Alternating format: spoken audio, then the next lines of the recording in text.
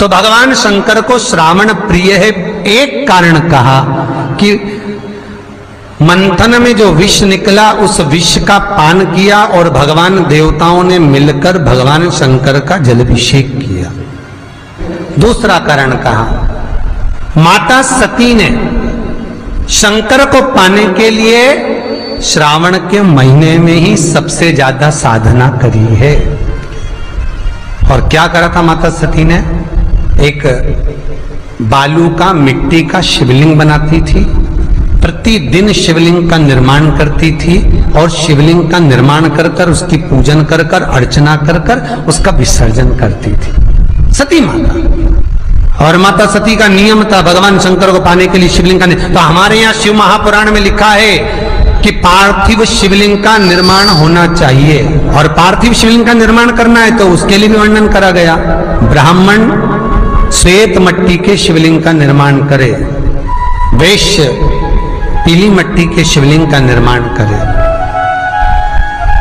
क्षत्रिय लाल मट्टी के शिवलिंग का निर्माण करे और शूद्र काली मिट्टी के शिवलिंग का निर्माण करें। कितना बड़ा शिवलिंग बनाना चाहिए?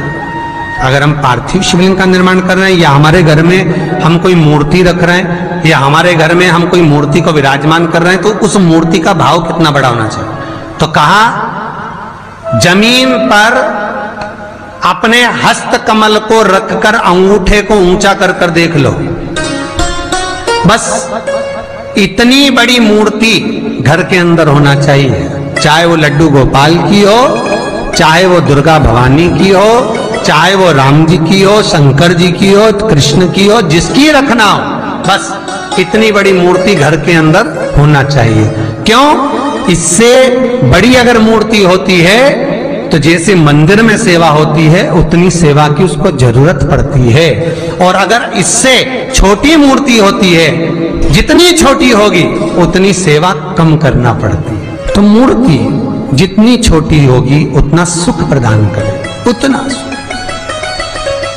उतना आनंद देगी।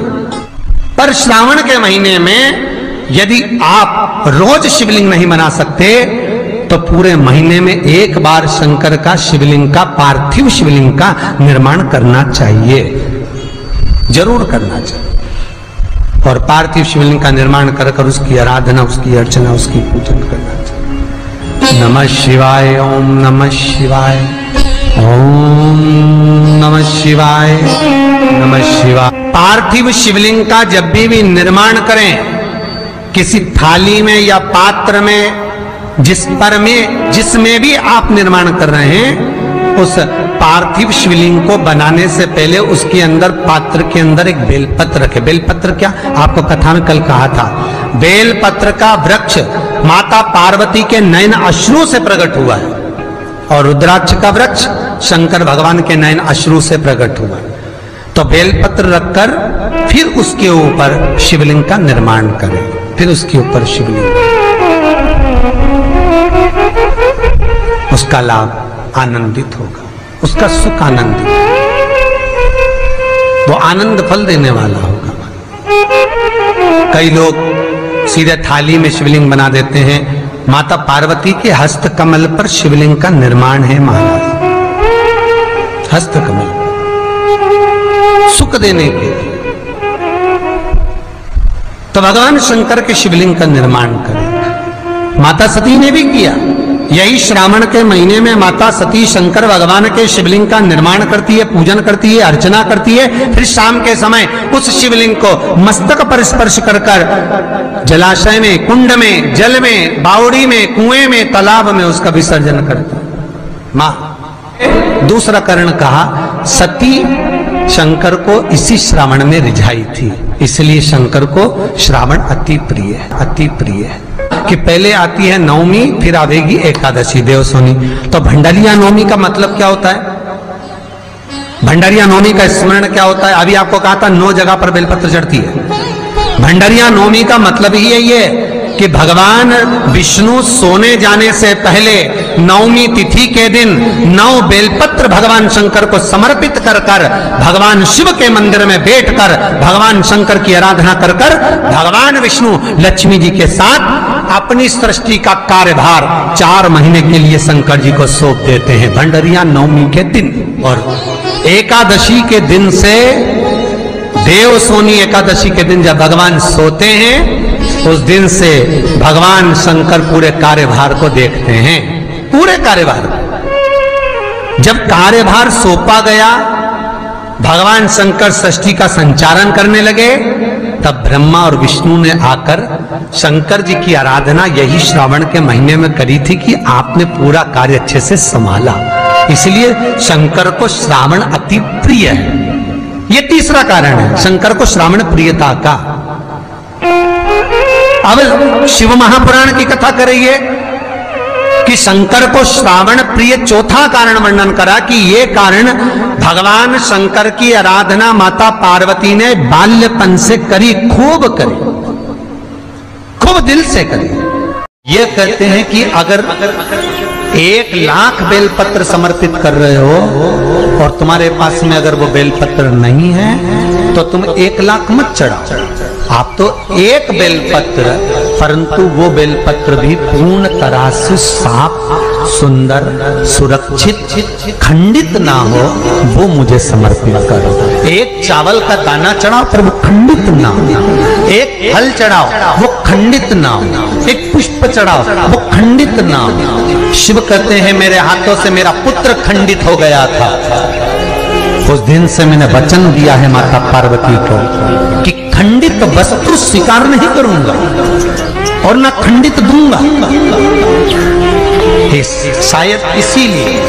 शायद इसीलिए ये चरित्र कथा है कि जिस नारी का गर्भ 2-3 महीना ठहरने के बाद में गर्भ गिर जाता हो, 4 महीना ठहरने के बाद गर्भ गिर जाता हो, गर्भ बच्चा पूर्ण नहीं होता हो, या बच्चा कहीं शरीर के अंदर डॉक्टर कह रहे हैं सोनोग्राफी में कि ये विकलांग है, बच्चे के पांव में या मुख में या शरीर में पानी भरा गया है, ये सुरक्षित नहीं होगा, ये बुद्धि से कमजोर होगा, या ये बच्चा ऐसा विकलांग होगा, तो उसी समय पर जैसे ही डॉक्टर ने कहा वैसे ही एक श्रीफल, और वो श्रीफल खंडित नहीं होना चाहिए, उस श्रीफल पर जो नारी है गर्भ से है, उस नारी का सिर से लेकर एड़ी तक एक लच्छा, लच्छा मतलब मोली, मोली मतलब नाड़ा जो हाथ में बांधते हो कलेवा, उसको नाप कर श्रीफल पर भगवान शंकर का नाम लेकर उस स्त्री का नाम और गोत्र बोलकर बांधकर भगवान शंकर के चरणों में ले जाकर रख दीजिए, फिर वो बच्चे की जवाबदारी शिव की हो जाती है, फिर शंकर की, क्योंकि शिव ने माता पार्वती को वचन दिया था कि मैं खंडित नहीं दे सकता। सारे देवताओं के मंदिर में नारियल फूटता है,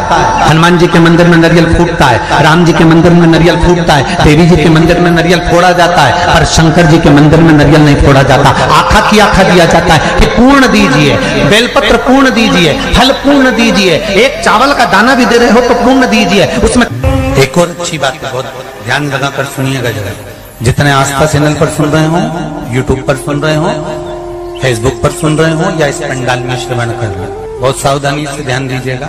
कभी श्रावण महीने में अगर आप शंकर जी के मंदिर में जाएं और शिव मंदिर किसी वृक्ष के नीचे हो, बट वृक्ष के नीचे हो, चाहे पीपल के वृक्ष के नीचे हो, चाहे वो आंवले के वृक्ष के नीचे हो, चाहे वो बेलपत्री के वृक्ष के नीचे हो, चाहे वो शमी के वृक्ष के नीचे हो, चाहे जिस वृक्ष, कोई भी वृक्ष के नीचे अगर कोई शिवालय है, शंकर जी का कोई मंदिर या शंकर जी का कोई शिवलिंग रखा हुआ, तो एक दुर्वा किसी भी श्रावण महीने में तुम जब भी किसी शिवालय में जाएं, जिस वृक्ष के नीचे शिवलिंग हो, उस शिवलिंग पर ये शिवलिंग रखा हुआ है, ये जलाधारी, जलाधारी पर जहां शिवलिंग रखा हुआ है वहां कटी भाग, कटी भाग माता पार्वती जी का हस्तकमल, उसके ऊपर रखा हुआ है शिवलिंग, सामने अशोक सुंदरी और भगवान शंकर के दोनों पुत्र गणेश कार्तिके, ऊपर से जल गिरता है जया, विषहारा, सामरीवारी, दौतली, देव,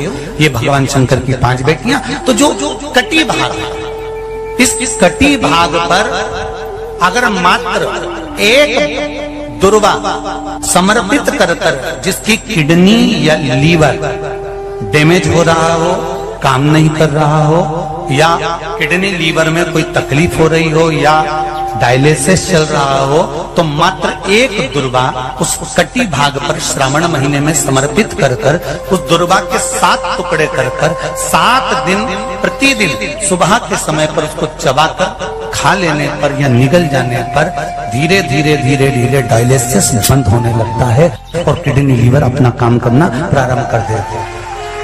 एक दुर्वा, कितनी दुर्वा? एक दुर्वा, मात्र एक दुर्वा। शंकर भगवान पर चढ़े हुए जल जब नीचे की ओर आता है, जिस जगह पर जल गिरता है उस जगह पर मात्र एक दुर्वा अपनी कामना कर कर इस शरीर के सुख के लिए शंकर भगवान के जल गिरने वाले स्थान के पास में अवधूतेश्वर महादेव के नाम से रख दी जाती है तो जिंदगी में कभी बड़ी बीमारी नहीं आती। उसी तरह इससे रोग को समाप्त करने के लिए दुर्वा का प्रयोग किया गया। आप लोगों ने पूर्व में जो शिव महापुराण की कथा कुबेरेश्वर बाबा की धरा से करी थी वो आप लोगों को ध्यान में होगा। दुर्वा कैसे उत्पन्न हुई थी, दुर्वा का महत्व क्या है, कितनी दुर्वा चढ़ाना चाहिए, कैसी दुर्वा चढ़ाना चाहिए, दुर्वा की उत्पत्ति कहां से हुई है, दुर्वा तोड़ने के बाद पानी में डालने के बाद फिर हरी हो जाती है, इसका क्या कारण है, दुर्वा गणेश जी को क्यों चढ़ाई जाती है, शंकर जी को दुर्वा किस स्थान पर चढ़ाई जाती है, ये सारी कथा आपको पूर्व में इसी कुबेरेश्वर बाबा के पावन धरा से सुना चुके हैं जो टीवी पर डली हुई है। कभी आपने नहीं सुनी हो तो यूट्यूब पर से दुर्वा शिव महापुराण की कथा आप निकाल कर उसको श्रवण कर सकते। उसमें वर्णन किया है कि इस दुर्वा का महत्व क्या है, दुर्वा का क्या। मात्र एक दुर्वा शिवलिंग पर चढ़े हुए जल जहां से नीचे की ओर गिरता है उस जगह पर मात्र अपने शरीर की कामना करते हुए भगवान से रोग मुक्ति के लिए एक दुर्वा अगर समर्पित कर दी जाए तो कोई बड़ी बीमारी जिंदगी में आ ही नहीं सकती, ग्रहण ही नहीं पा, मतलब ग्रसित नहीं कर सकती। श्रावण के महीने की श्रावण शिव महापुराण की कथा सुन रहे थे। एक बात दिल से बताना, जितनी सौभाग्यवती माताएं होती हैं ये संक्रांति पर भी 13 चीजें दान करती हैं, 14 चीजें दान करती हैं। बीच में कोई 16 सोमवार का उद्यापन करेंगी तो भी सुहाग की सामग्री देंगी, उद्यापन करेंगी तो भी सुहाग की सामग्री देंगी, कोई कार्य करेंगी तो भी सौभाग्य की सामग्री देंगी। सौभाग्य की सामग्री का दान क्यों किया जाए, सौभाग्य सूचक वस्तुओं का दान क्यों किया जाए, सौभाग्य की वस्तुएं क्यों प्रदान करी जाती है, क्यों दी जाती है, उसका कारण क्या है।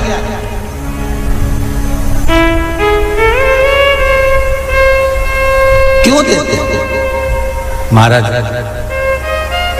भारत की भूमि की सौभाग्यवती माताओं का एक मन की अभिलाषा रहती है, भारत की भूमि की माताओं की एक अभिलाषा रहती है कि जब उसके प्राण छूटे तो अखंड सौभाग्य धारण करके पति के कंधे पर और पुत्र के कंधे पर शमशान कर।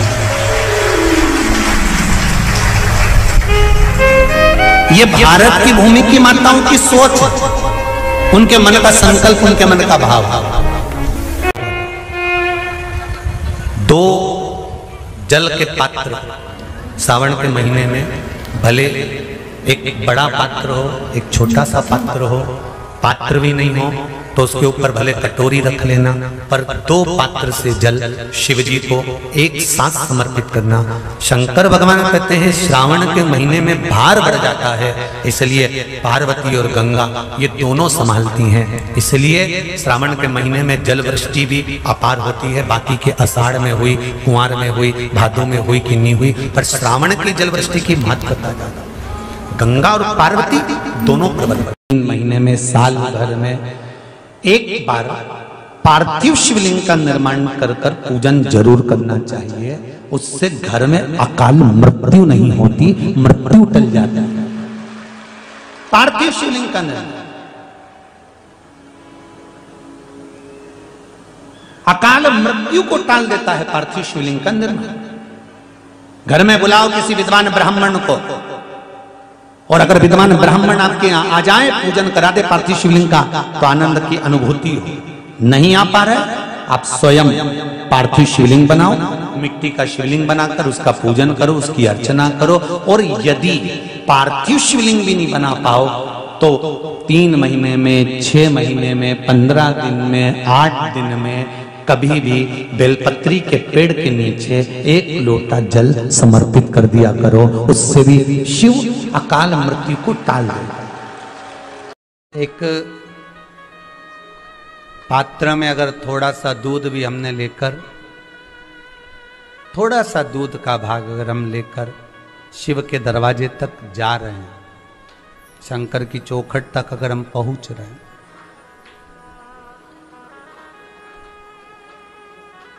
थोड़ा सा दूध का भाग, थोड़ा सा जल का भाग, थोड़ा दही का भाग, थोड़ा सा शहद, थोड़ा सा घृत, थोड़ी सी शक्कर अगर हम लेकर शंकर के दरवाजे तक जा रहे हैं तो उसमें आप तो शिव को समर्पित कर रहे हैं, पर जो पात्र आपका वापिस आ रहा है उस पात्र में बाबा क्या देकर भेज रहा है ये बाबा ही जानता। आपने तो केवल समर्पित कर दिया, पर देने वाला तो शिव है।